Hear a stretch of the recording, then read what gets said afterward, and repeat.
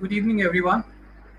On behalf of English Language Teachers Association of India, ELTAI, in the capacity of National President, I welcome all the attendees to this webinar on the topic Teaching of English and Exercise in Transactional Pedagogy. And I also welcome our resource person, Professor Gautam, who has joined us. So I have a few instructions for our attendees. Like I see people are wishing one another here, so that's fine. So we would expect you to post your questions as the session proceeds, as the session goes on.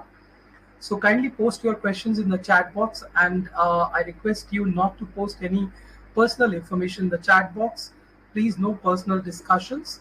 So that's just the brief instruction that I would like to give all our attendees. So with this, I welcome all the attendees and pass it on to my colleague, Joseph, to play the ELTAI video. Over to you, Joseph.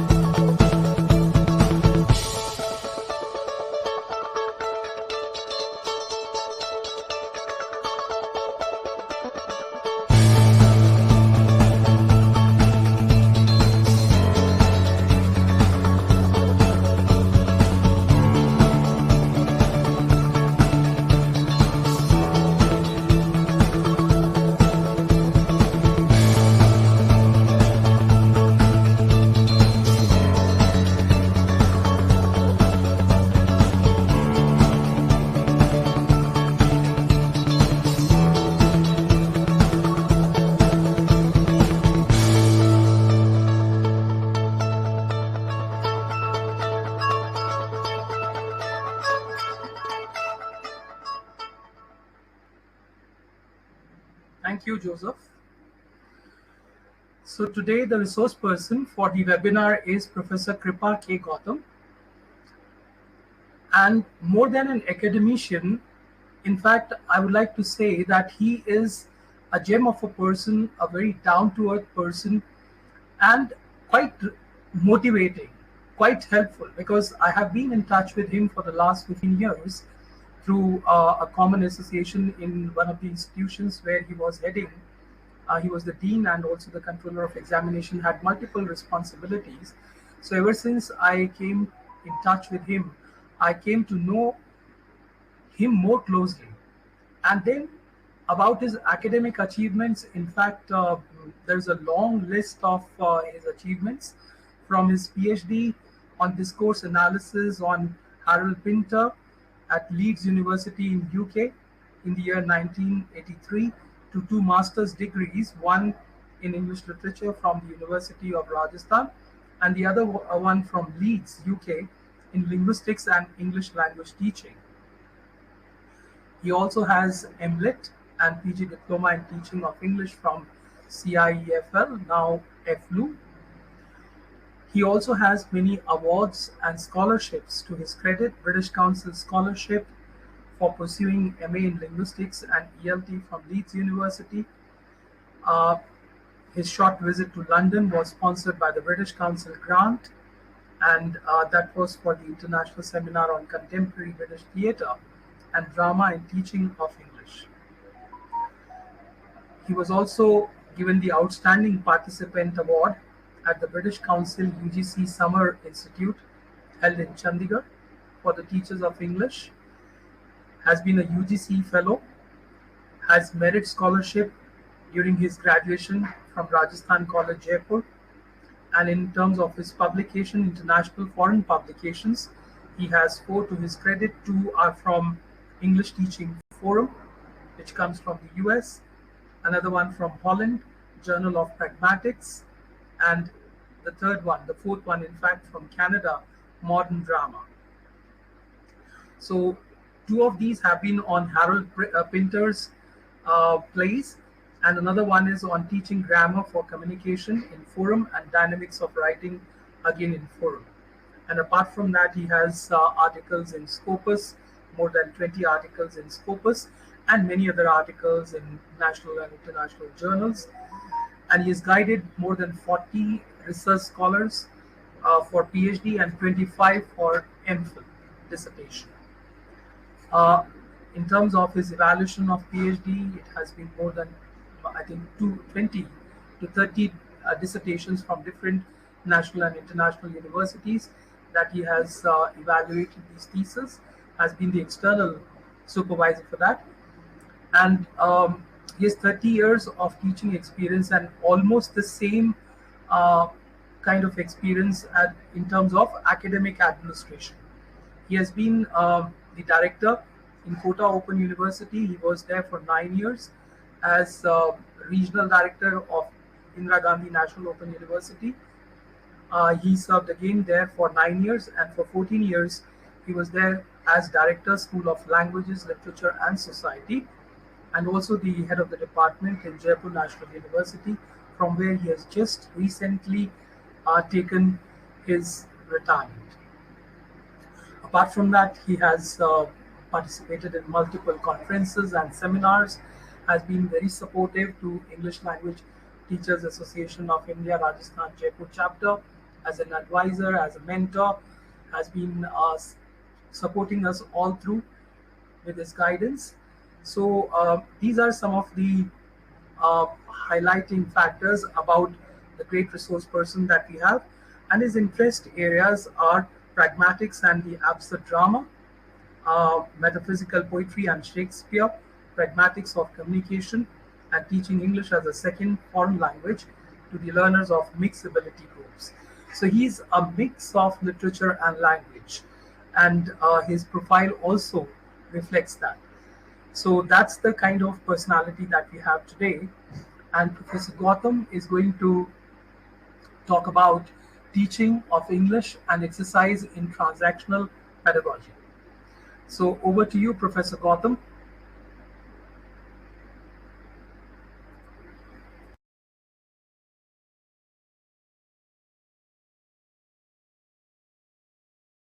Sir, I think you'll have to unmute yourself. Yeah. Okay. Am I audible now? Yes, sir. Okay. So thank you very much, Professor Arora, for my introduction, but I normally, ask people not to introduce me on the basis of my CV, but to introduce me as a very responsible learner of English language and literature. That's what I have been actually, and I have always been trying my own ideas, making experiments, with some of the half-baked notions that I have about teaching English as a second language, and also teaching literary texts actually. Well, I didn't know actually. I this is for the first time I watched this video on ELTAI, and I feel absolutely privileged, and delighted, to be associated with this international platform. Uh, and I can see a long list of attendees actually. Uh, so please don't form any opinion about my presentation on the basis of the CV. uh, well, I have titled it as an exercise in communication transaction pedagogy. So I have taken actually some ideas actually from uh, Eric Burns' books, I'm okay, you are okay, and also the games people play, etc., etc. So these ideas will be there at the back of my mind, when I present my experiment, or which was conducted actually in collaboration with my colleague in Bharatiya Skill Development University here in Jaipur. So, well, let me first start actually with the basics of transactional communication. So, Joseph, can I have the first PPT, please? Yes, so there you are. Okay, this transaction model actually is often normally we use it more for interpersonal communication, and it describes communication as a process in which communicators generate. Yeah, this is a term they use actually in transaction model. They call them communicators and not just senders and the receivers. So they generate social realities actually, and within social, relational, and cultural contexts. Now, this is very important. Nothing can happen outside the context. So, if we want authentic kind of communication, then we have to root it actually in the proper context, and use language appropriately, not only accurately but also appropriately. So these are social, relational, and cultural contexts. In this model, we don't just communicate to exchange messages, we communicate to for these three things, to create our relationships, to form intercultural alliances, shape self-respect, and engage with others in dialogue to create solidarity. So the roles of sender and receiver in transaction model differ from those in other models. You have interaction model and many other models are there. And someone talks about three types of models. You have the democratic model. In democratic model, you keep changing roles. From receiver to sender and back to receiver kind of thing. It's a loop which takes place. So this is very close to that actually. Instead of labeling participants as senders and receivers, they are referred to as communicators. In the transactional model, participants are simultaneously senders and receivers of messages. Next slide, please. Can you have the, yeah, okay. Now, for example, when we first meet a person, we send verbal messages saying, hello, who you are, and why you are there. So before we are done the introduction, actually, what happens?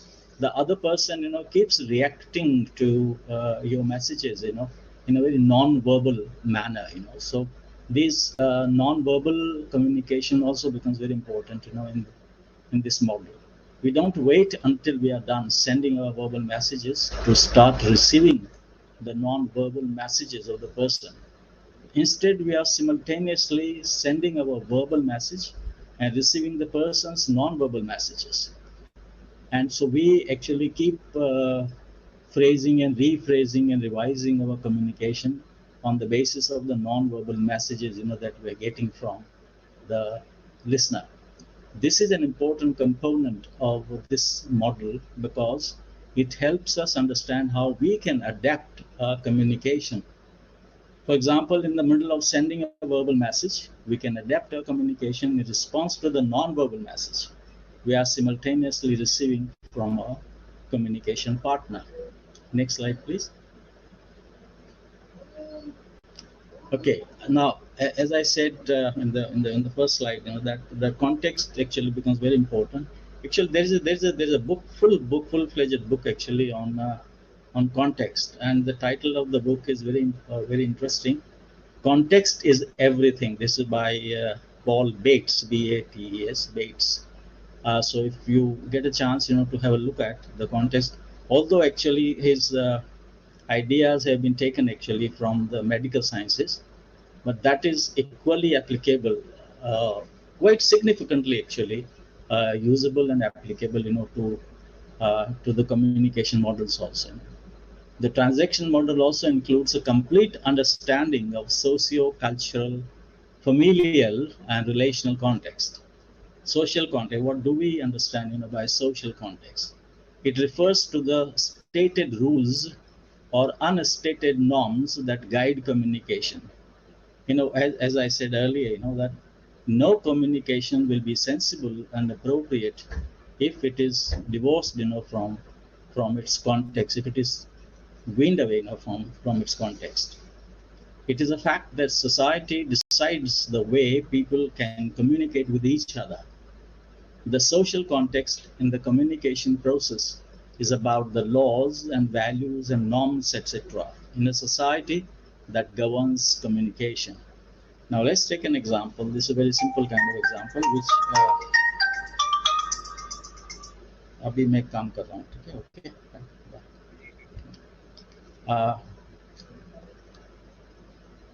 For example, there's a person called Naman. He enters his office wearing informal clothes on the first day of his job. He receives strange looks from his colleagues, from his other employees, which make him realize that something is awkward, about him also, or he has made some kind of mistake.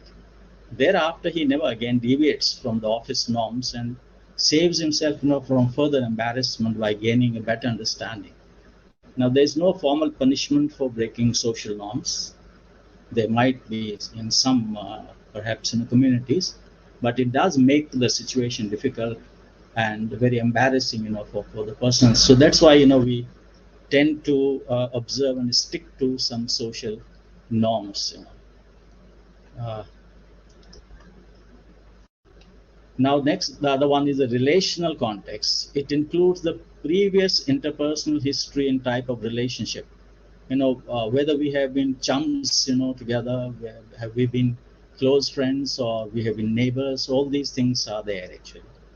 You communicate differently with someone you just met versus someone you have known for a long time. When the two friends meet, the interaction will be different from the ones you meet strangers. It is normal to be awkward with people who are not familiar, whereas the process of communication becomes easier in case of established relational context, because you understand each other very well. You are familiar with each other's socio-cultural background, and also each other's tastes and each other's ideologies, etc., etc. People are more likely to break or bend rules and social norms in these contexts when their understanding is better. I mean, here I would like to draw your attention to Paul Grice's very interesting, article. Actually, he never wrote a book. He's a philosopher of language, American philosopher of language. But whatever ideas he presented before his students, they have come to us, in the form of an article which is called Logic and Conversation. And there he talks about some maxims, 4 maxims of conversation. So if we break any one of them, then it generates what it calls implicature. So it is in terms of the implicature that we have to understand the coherence of the interaction, which goes on uh, between the participants. Then we have cultural context. In the communication process refers to identity, mindset, lifestyle of people. It includes numerous aspects like nationality, gender, race, etc., etc. People from a simple cultural group can communicate in a smoother manner. Sorry, the spelling is wrong. Manner compared to people belonging to different groups. The cultural identity change the pattern of communication. People with dominant identities are sure and secure and rarely think about the role their identity play in the process of communication. I just give you my an example, from my own life. When for the first time, I traveled to England, for my MA. So I was traveling in a train actually from London to Leeds, and there were two ladies, sitting opposite me, and they were chatting with each other, and they saw me because I had heard about the Britishers, that they're snobbish people, and they don't open up actually so easily, and therefore you have to be very careful, with them. That's what I had heard about the Britishers, from different people. So these two ladies, they were not from England; they were from Scotland. Actually, later I came to know, that they were from Scotland. So when they saw me so glum and so serious, sitting absolutely silent there, so they initiated a kind of conversation. Oh, you seem to be new in this country. I said, yes, I've come, to do my master's actually. And then again, I was quiet. I didn't go further actually in communication. Then they felt, that this chap is not coming up actually, is not opening up. So they placed the newspaper, before me. Would you like to have a look at the headlines of this paper? So again, I got very serious, reading the newspaper. Then immediately I realized, I said, what I had heard about the Britishers, is not true actually. I mean, they are quite friendly. They look quite friendly. They sound quite friendly. So I said, excuse me, from your accent, I feel that you are not from England. You are from Scotland. And they were happy about it, this kind of information. Then I started cracking jokes about Johnson and other. I mean, you have that Boswell and Johnson jokes about Scotland, and then I felt quite comfortable. So these are the cultural constraints actually, and we have to be careful about these cultural features in any communicative act. It is a fact that people belonging to a specific cultural group show a tendency of closed mindset towards other cultural groups. The exchange as well as response between sender and receiver is affected by factors like mindset, social upbringing, cultural beliefs, and here you can bring in the communication model of Jacobson, etc. Now, what is important actually here is we need skills to adapt ourselves, to the shifting context, and there we require pragmatic context. I mean, not only linguistic competence, not only communicative competence, but pragmatic competence, which puts focus actually on socio-cultural features of the context. And the best way to develop these skills is through practice. इनकी कोई रामबाण वाली नहीं है, there isn't any रामबाण for that. So, well, these are the context, Now, I've kept some of these ideas actually at the back of my mind, while doing an exercise or conducting an experiment actually with the students. Can we have, Joseph? Can we have this other slide, because this is now the second. Yes, okay. Now these are we all are familiar, because the ELTAI scholars are quite informed scholars actually. So I was feeling actually a little hesitant about making my presentation before such a galaxy of ELTAI scholars, because they are familiar with all these things, they are familiar with Geoffrey Leach's book Communicative Competence and notions, that he comes up with. So these are some of the notions, that we encounter in our day-to-day life and day-to-day interactions, with people. Like, we make requests, we seek permissions, we apologize, we express our agreement, we express our disagreement, regrets, consolations, blah blah blah. I mean, a lot of things, are there. Now, a few samples of conversation are presented here, both informal and informal situations. So I'll only stick to a few, one or two notions actually here, and then we'll go to the next slide. So, for example, expressing requests and permissions. Now, as per an old adage, manners maketh a man, an important etiquette required for usual social interactions, appeasement, and to show respect for others, especially the elder ones, in good manners. The use of courteous language in our day-to-day life not only makes one a likable person, but also helps one to. I'm nothing startling about these things. We all know them, from our experiences.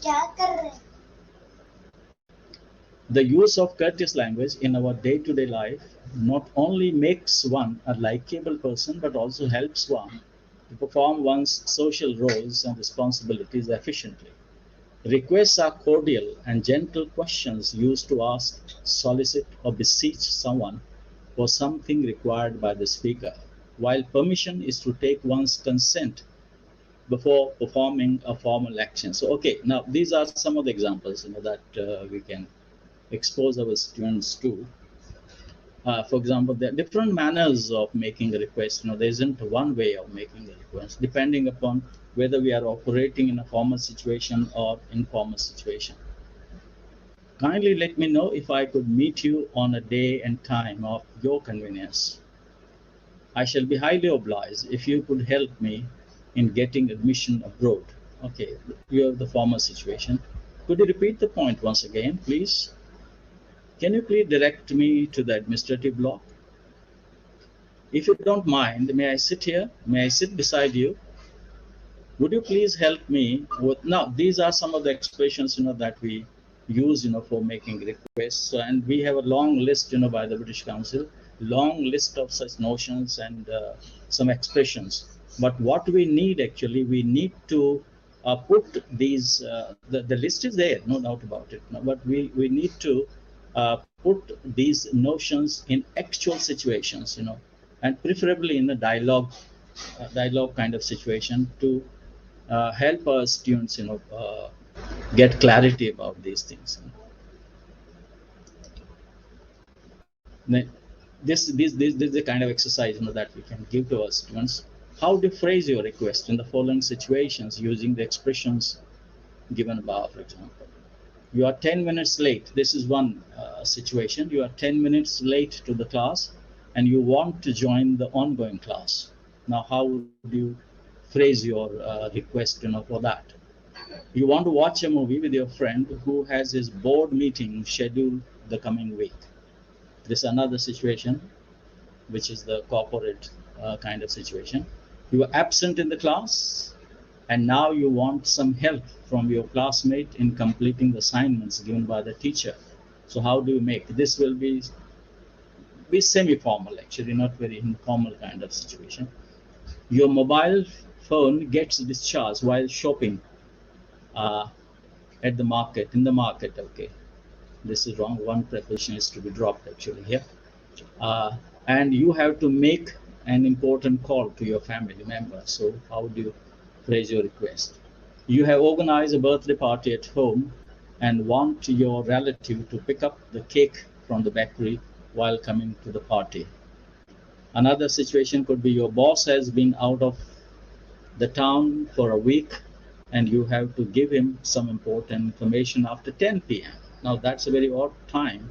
So how would you phrase your request in that situation?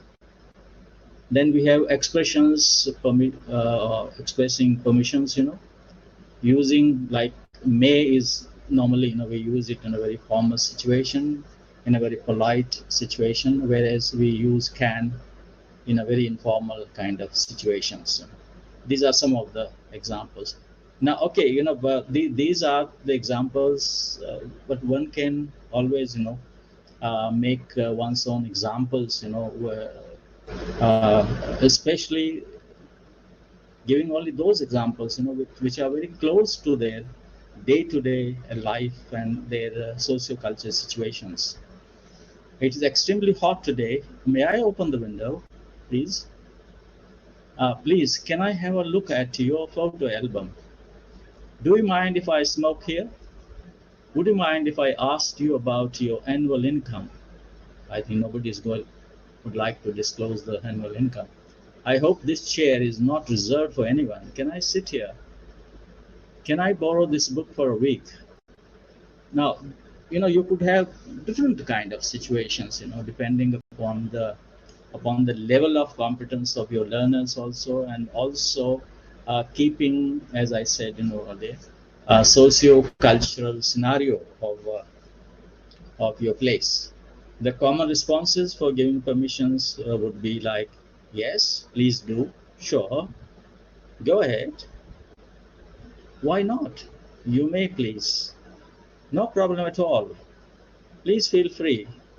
For refusing to give permission, the common phrases could be, I'm sorry, but that's not possible, I'm afraid, it may not be possible, no, please don't, I doubt if you can, not really. Now, again, we can have many other expressions, for that.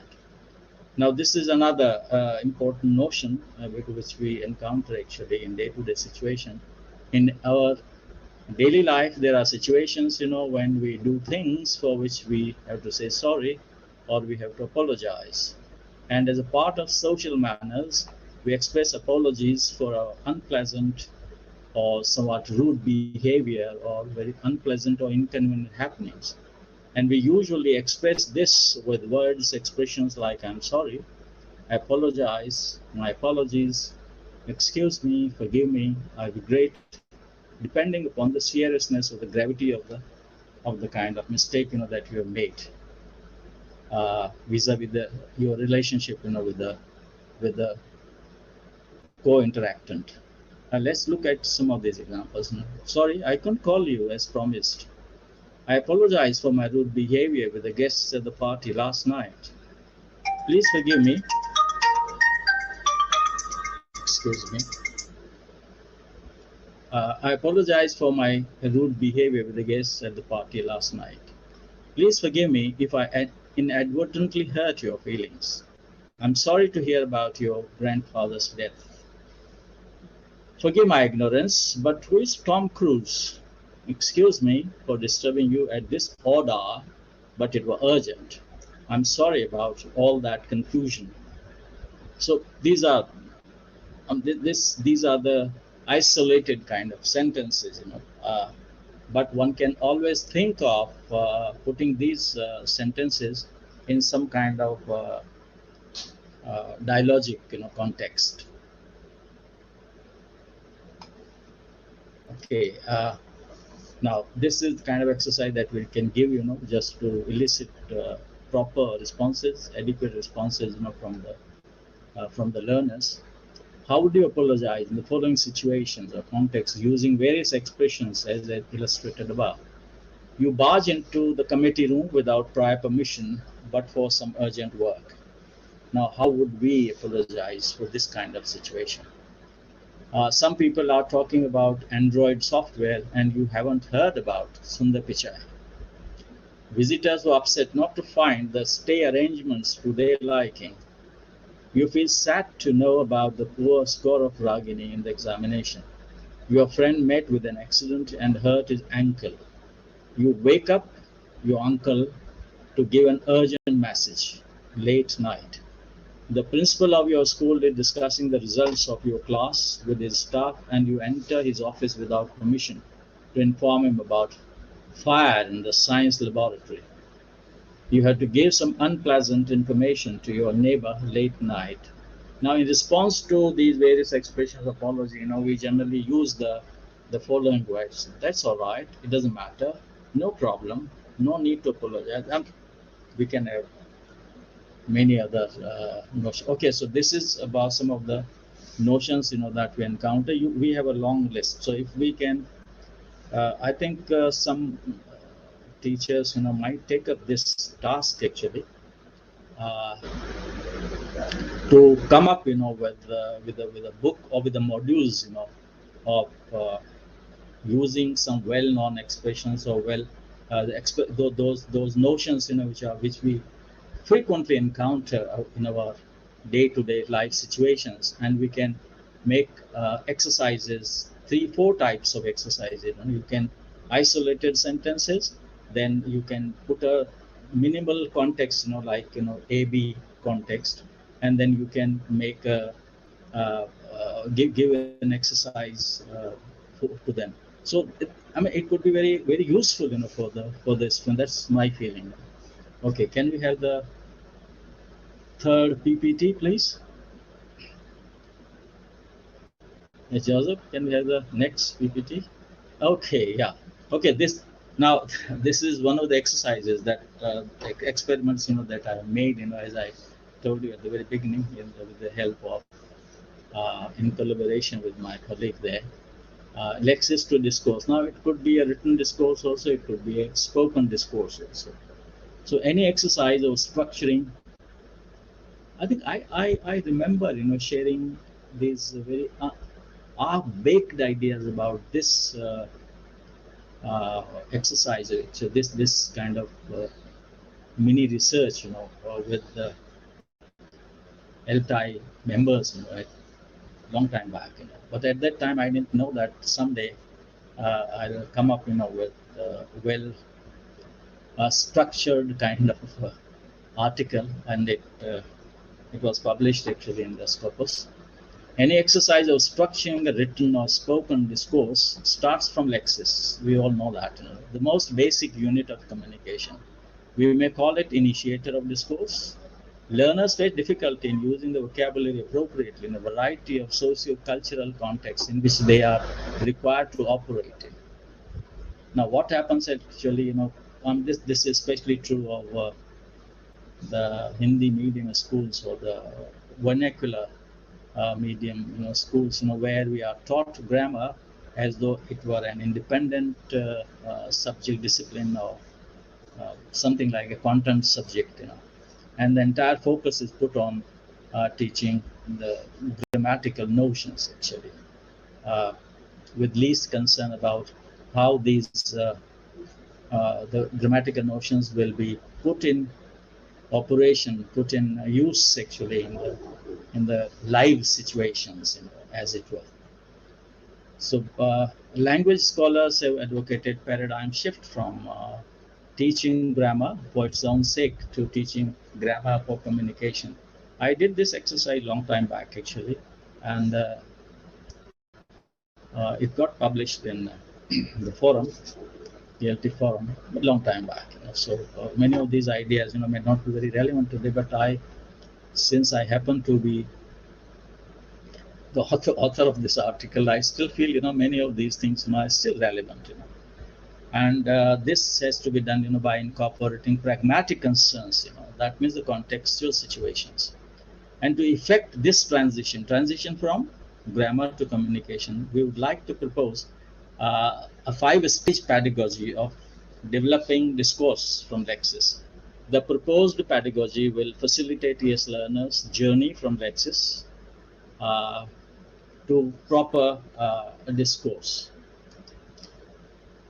In order to enable our students acquire vocabulary and functionally utilize it, that's important.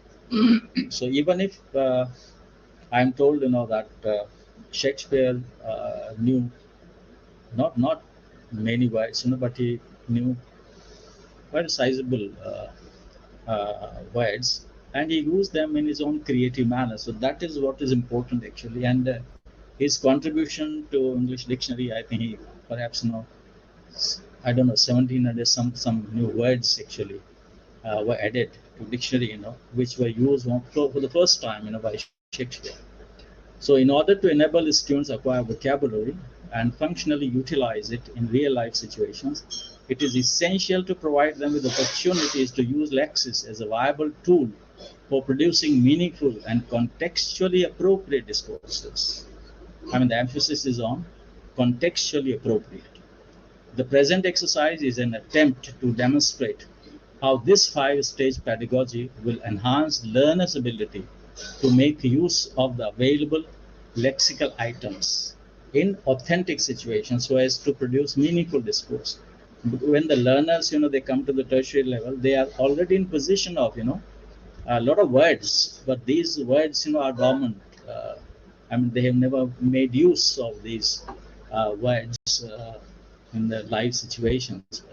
So the proposed pedagogy, the result of an experiment with authentic sample of students and language exercises. The five-stage pedagogy comprises the following. Okay, these are 5 stages.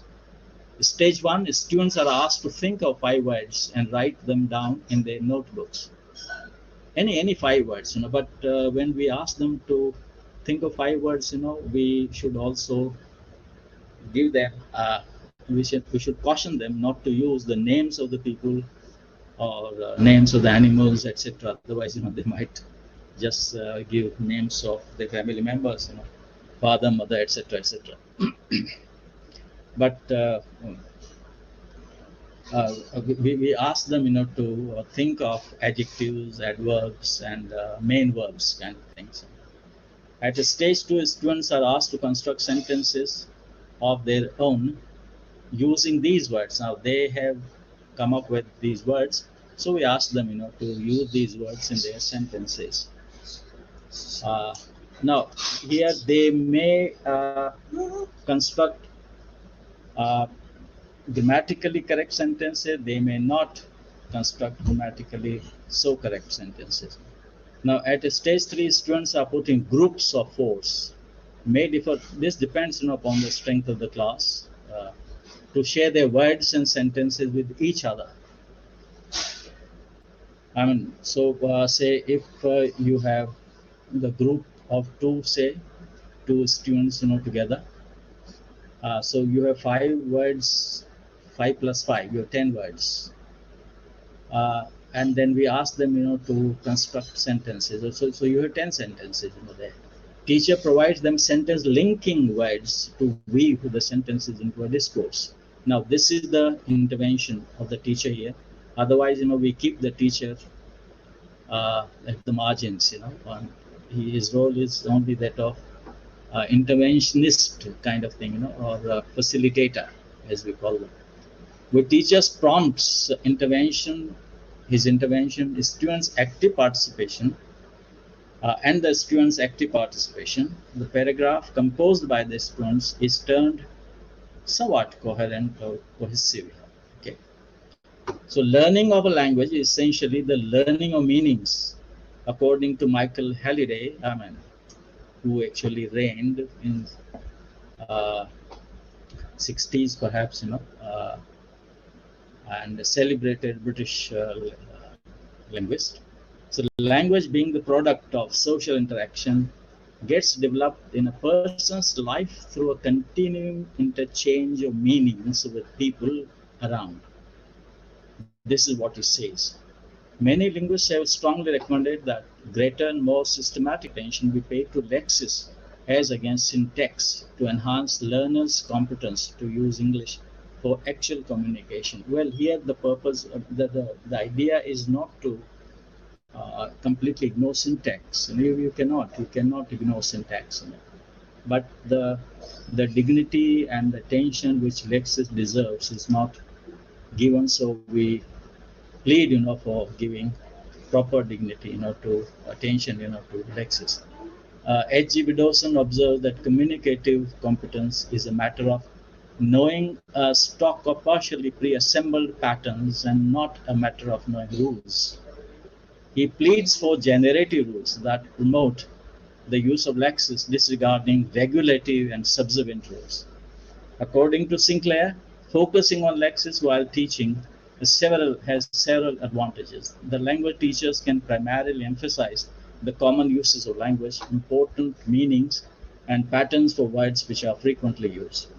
Teachers can motivate learners to make maximum use of the repertoire of words that they are already in possession of. David Willis also endorses the view that learners should explore language from the concrete lexis rather than focus on abstract grammatical rules. So the focus actually should be on the actual, the use of the lexical items actually in appropriate situations. So in order to reinforce the meaning of newly learned words, the teacher, I mean, we have seen kids, playing with words and expressions. So that's a kind of creativity, which we have to bring into the classroom actually. In order to reinforce the meaning of newly learned words, the teacher should create opportunities in the class to use the new words in a variety of social cultural contexts and conduct exercises providing new connotations, associations, and so on. The following activity, which we have planned actually, the following activity is oriented to develop ES learners' ability to develop their skills to use language creatively. Now, this is another feature, which is not given, attention. How to enable learners, to make use of the language creatively, not in a very mechanical kind of manner, not for demonstration of their understanding of the rules of grammar, but how creatively they can use it. I made an experiment. I'll share it with you, at the end of this slide, perhaps. The activity can be administered to ESL learners of any age, from any background, having reasonable knowledge of English. The activity intended to achieve this goal can be conducted in 5 stages as described below.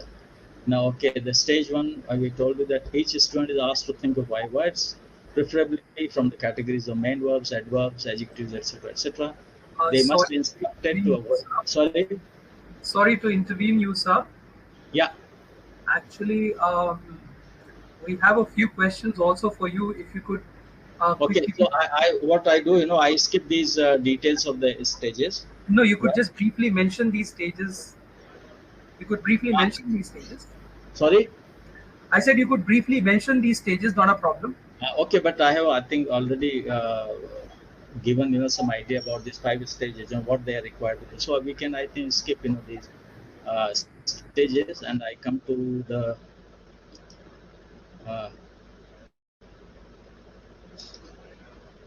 stage 4, the stage 5, here the team leader, because we divide the class actually into the 4s.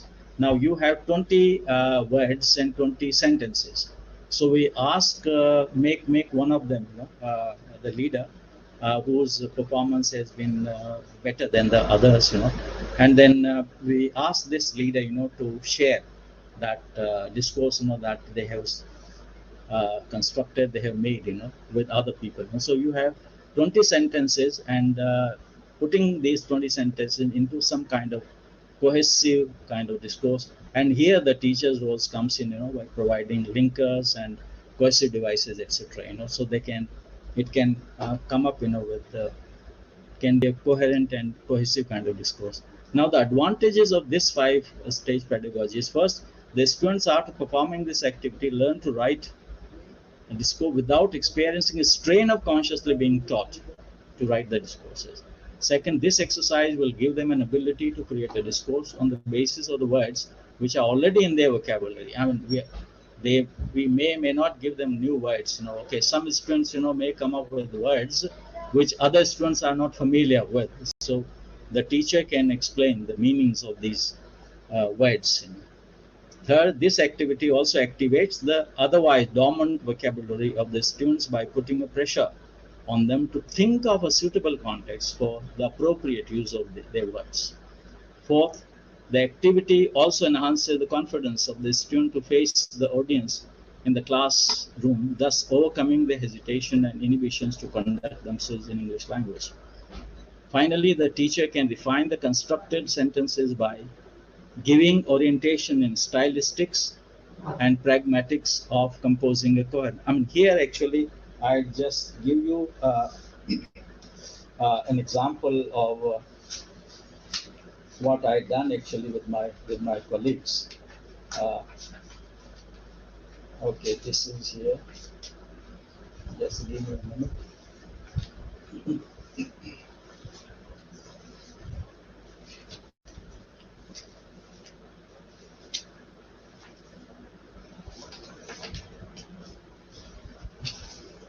Just a minute, please. I'm sorry.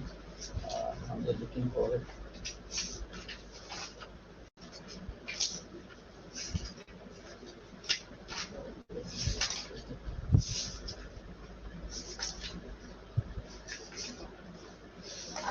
Yeah, I'll. Okay, this PPT is over. What I did actually, I was sitting having lunch, with my 5 colleagues in the Department of English, and I just asked them, to give me words, especially the adjectives and adverbs, etc. So here are the words, they came up with: mind, heart, soul, destiny, world, charm, space, innocence, strong, indomitable, love, hate, etc., etc. Now, these 5 colleagues, then I asked them, to use these words, which they have come up with, and make a poem, 4 or 5 line, poetry. And this is what they came up with. I'm not. This is authentic, actually, absolutely. The first colleague, came up with this kind of poem. I wish I had the charm to use my mind without a qualm, and be given the space, keep my innocence, but still show my indomitable courage. The second colleague came up with this: strong is the mind who is able to find the distance and the space which grind the charm and innocence of a child. The third colleague came up with these 3 lines: the strong mind find it difficult to give space to innocence. The charm of innocence is stronger than mind. The fourth faculty member came up with this one: your innocence beautify my space. I always grab in your charm. Grab. She should have used actually, get enveloped actually in your charm, and swings my strong mind. And the last colleague, the fifth one, comes up with this construction: your innocence is that charm that makes my mind strong and gives me space even to engulf the wrong. Now, they never imagined, that they would be able to come up, with this kind of poetry. But what was working, what was important at that time was that it was very informal situation, and I just floated, this idea of coming up, with their own words. So whatever words, they had in their repertoire, they came up with these words, and I asked them to use these words in make a point. Okay, we may not ask, this kind of we can't do this kind of experiment, with our tertiary level students, because they may not use these words so creatively, but we can definitely, put a pressure on them, on their thinking, to come up with this thing. Okay, can we have? Do we have? Yes, I think we have a few minutes. Or shall I stop here? Yes, I think we have a few questions to be answered. Okay, right. So I stop here rather than go to the next exercise. Yes, sir. Yes. Thank you, sir, for bringing in this excellent idea of transactional communication through social realities, social, relational, and cultural context. So the manner in which you very explicitly, very clearly stated how each stage can be taken up in terms of communication through interpersonal communication and create these relationships. So that was very nicely explained. And in the chat box also, we have our attendees appreciating you for the clarity with which you explained all these things. Okay. So the non-verbal messages that you were talking about from the listeners' end, that has been a very significant point in communication, because that generally goes unnoticed. and only a very observant teacher would be able to mold his communication as per the That's right. responses received through that non-verbal communication. Otherwise, Absolutely, most absolutely. of the teachers are blind to that non-verbal communication because But they deliver what they have to actually. They Professor just Arora, don't you think it's the responsibility of the teacher to be very observant actually? I mean, to be yeah, very it does. sensitive, to what is happening, to his to the learners or the non-verbal messages. They're very Yes, important. definitely it is. In the whole class actually, if you find a few students say yawning, don't you get a message from them that perhaps there's something wrong with you? Yeah, You are breaking up the definitely. If truth. they are or if they are fiddling with the mobile, uh, Yes. so especially in my language classes, I Yeah. generally when I have to frame a sentence on the board or give some example, I take that example practically from the class. What is Yeah. happening in the class, I take that example Yes. from the Yes. non-verbal cues that come through So, the if, responses that I uh, get from the students. So So where it is where you need to be very creative. The teacher need to be very creative, critical, and also very observant. At the same time, very yeah, sensitive to what is to the environment as such. yeah. So this communication in the context is really important, which you highlighted, and the pragmatic competence also means contextually how through practice and reflection how this can come up. So I think with the passage of time, we have some young teachers here, some seasoned Yeah. old teachers also in our attendee group. So I'm sure we can learn mutually from our seniors also because these things come over a passage of time. They don't come overnight. Yeah. Professor Arora, actually, I would like to float an idea. I want some of them, to take up this kind of task. Actually, I mean, they can consult this British Council long list of notions actually, and select a few notions which normally we encounter in our day-to-day life, and then construct modules. The Yeah. modules can be of several types. It can be isolated sentence, it can be dialogue form, and it can be discourse form, etc., etc. And Right, this can right. be a very useful book, for the students. Good module. I mean, the collection of the modules. So Yeah, just I totally. think Grant Taylor's book English Conversation Practice Ah, is what on the lines that you were suggesting through your yeah, examples. yeah, So in terms of the notions, apology, and maybe request, and all those examples that you were giving in terms of regret and all that. yeah, So yes, Grant yes, Taylor's book also talks about that. So the yeah, 5 stages of pedagogy that you highlighted, I think some of the participants they had this question about the stage 2 and stage 3. So in stage 2, you were talking about constructing the sentences. In yeah. stage 1, it was thinking about those 5 words, and Uh-huh. stage 3 is the group Yeah. formation, means Yes, yes, forming the yes. group, Yeah, and then stage 4 is the teachers providing the linking yeah, yeah, linking words. I think that is how it was. And then how the text could be taken up into a more cohesive and coherent text after all yeah, these links have been provided. So it's a yeah. collaborative activity that you suggested, and through the beautiful Teamwork, example, teamwork. yeah, Yeah, teamwork, and the beautiful example that you gave of your colleagues with whom you worked during lunch means even how informal situation also was made to come up through a more academic formal kind of frame. So that is absolutely. something to learn from these examples that you gave. So thank you, sir, for these excellent ideas that you came up with. And there is a lot of appreciation for you in the chat box. Probably we're not able to see that. And so I'll take up 3 questions prominently that I've figured up. The Yeah, first question is about transactional and transformational pedagogy. yeah, Uh, Here, Dr. Ravindran, he is yeah. asking that is it time to move from transactional to transformational pedagogy in our education system?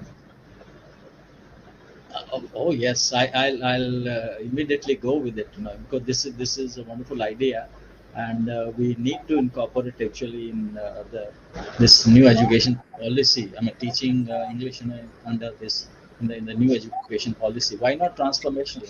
I mean, uh, transactional. Actually, I use this word, because a lot has been talked about the transactional analysis and transaction model. So, but some of these ideas were very useful, for me to to do this kind of exercise.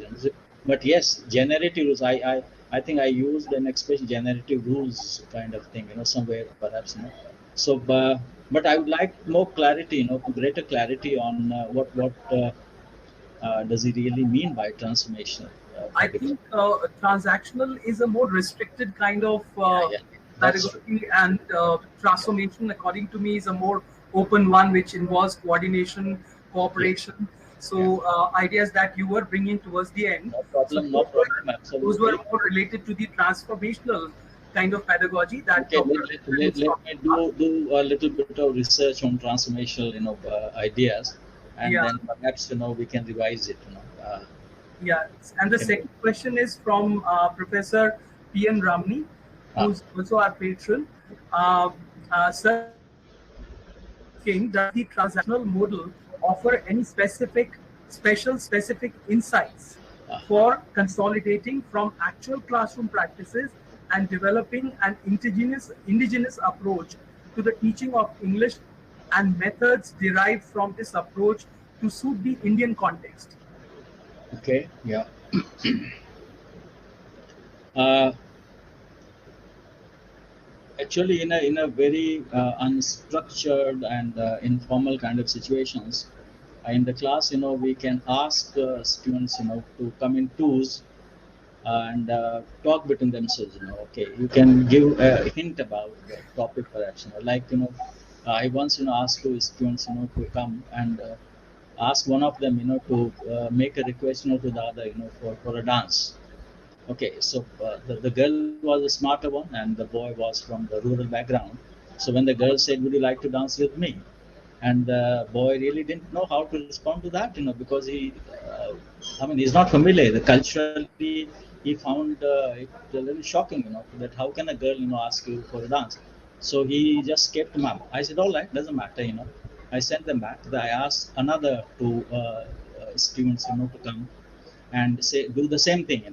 Now this time I picked up a boy, who had a public, who had gone to the public school actually and was familiar with a little bit of English.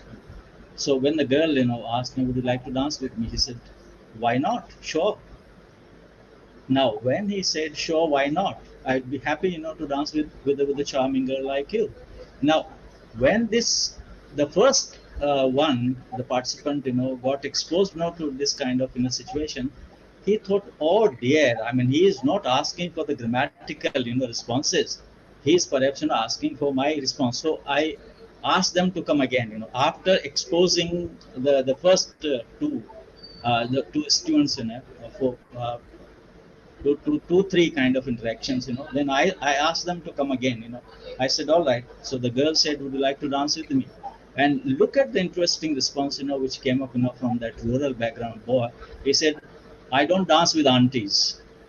Now that, he felt so relaxed actually once he was exposed, to other, spoken discourses, by other people. So he felt that, okay, there is no pressure of grammar, here, and it is just a response, maybe direct response, maybe indirect response. I think, I think we need to relax our students in the class. All the time, keeping our environment very rigid and very mechanical. It doesn't work. It doesn't work. In fact, I wanted to share, another exercise, but there isn't time actually. We're running out of time. Okay, so well, this is not a response, to the question, that was asked actually put, but you can think of other responses.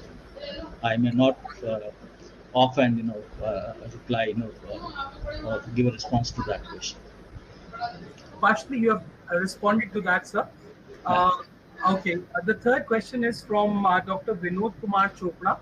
Ah, He's asking, could you please clarify the difference between formal and informal requests, yeah, as both appear somewhat similar when we use the words please, could, or would? yeah. Okay, formal, informal actually depends, what kind of uh, relationship, you have with the co-participant, with your partner. I mean, if you know him or her well enough, then you can afford to be a little informal.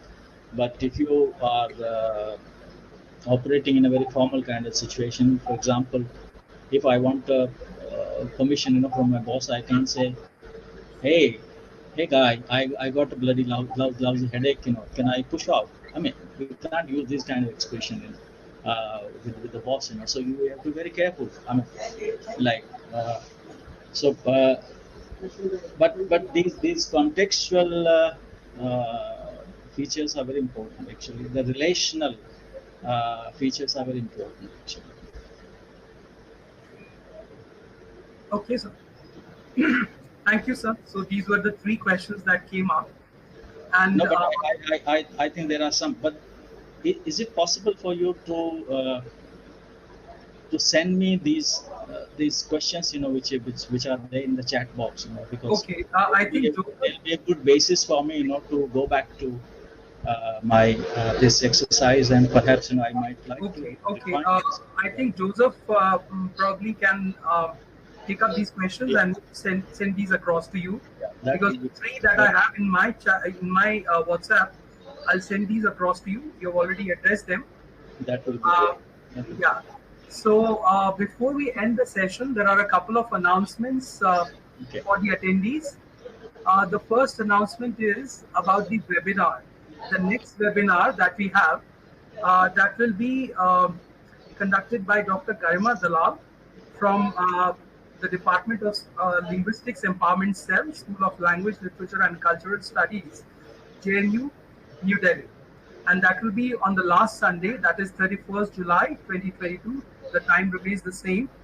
The time for all our webinars last Sunday would be the same, 4:30 to 5:30, last Sunday. So, Dr. It's going to be very useful, for the PhD scholars, actually, academic writing. So the topic is English for academic writing. Make your moves matter. So that's the title of the talk, and we'll have it next month, last Sunday. So that's the first announcement. And for those of you who have joined this session today, from now onwards, we will have our webinars only on the last Sunday of every month. So that's a fixed day, and the time also remains the same. So please make a note of that. And the third thing is about the conference.